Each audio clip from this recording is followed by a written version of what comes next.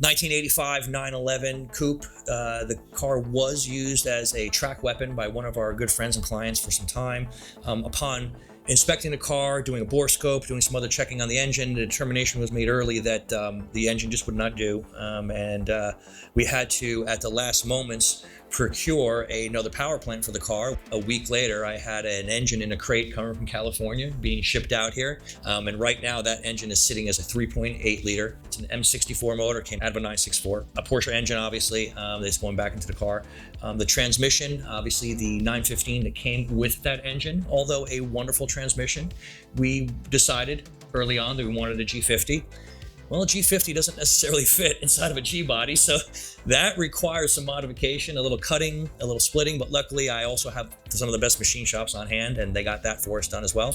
The interior for a 911 ST should be lightweight because that was the ethos of a 911 ST. So we wanted to keep it lightweight by keeping a nice, beautiful exposed paint, very little sound deadening. We went with some leather, and then we chose orange and black Pepita. The reason being, you know, that's one of the patterns that are kind of, when you think Pepita, you think Porsche, one of the original vintage finishes. And we were able to find one that was orange, white, and black, which went perfectly with our Gulf livery. But my favorite part, even above and beyond the Pepita, is the headliner. Oh, the headliner. When we came upon that headliner, we were talking and we just happened to find a brown Alcantara headliner, not just any brown Alcantara headliner. Cognac, and it had perforations. You know, the purity correct buckets that we did. Yes. You know, with headrests so it's buckets. safe. You know, race belts because you got to be secure in that seat. With roll bar. The roll bar finished perfectly in satin. Some key visual cues on the car that make you think and make you realize that all is not stock under the deck lid. You know, we got custom gauges made by Palo Alto speedometer, and the speedometer goes to 180, and the RPMs go to 10,000. There are some times when you start adding parts together that it just doesn't match up. We had the hardest time ever getting a pedal box for the car. So decided to go, anything worth doing is worth overdoing. So we went to a full set of race pedals on the car. In addition to shaving off any kind of holes or plugs that are not needed, including the sunroof, the biggest hole possible. That was covered completely to make it a slick top. But like on a G body, you have the controls for the wiper speed and all that are on the dash itself. We don't need those for a 71 backtick. Those got shaved and filled in and colored. The washer nozzles are in a different position.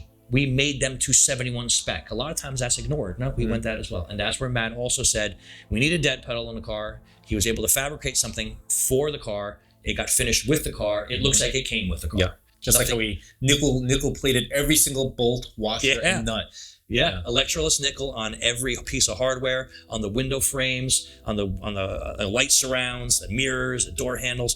A couple of points about the body. You know, it is there's no fiberglass anywhere on this car. It is a steel fendered ST done by a gentleman who runs a shop, Gabriel's Autosport, who this is not the first time that he's done steel flares. He's been doing this for many years, and that's why we trusted him. But a lot of the perfection and a lot of the finish being as good as it is came from the preparation. You know, once again, Matt, you know, custom making the dead pedal. But aside from that, a lot of guys will send a car to the body shop and leave the wiring harness in the car and kind of tie it up. We sent them a completely naked bare piece of metal chassis with no rubber, no plastic, no wiring, anything. It was a bare piece of metal. And then furthermore, before we sent it to him, we had Iceman Blasting come in and we blasted the entire chassis with dry ice.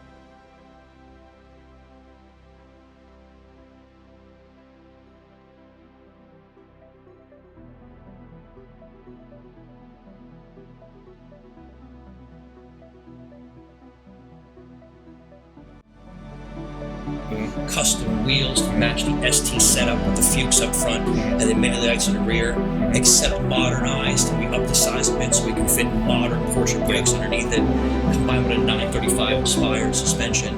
Custom interior, pulling in the greatest elements of everything that made a classic Porsche, from the perforated headliner to the period correct buckets, with the Papita inserts, hint of a little orange in there as well to offset the blue exposed metal inside of the cabin, and just touching on some of the Easter eggs that are there.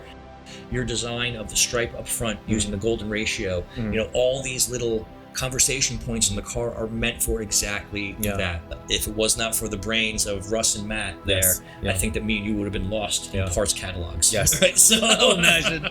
So it is definitely a team sport. It's not something that only one person can do. And luckily I have that talent here at the store. Yeah, the team is definitely here. Something we're used to doing.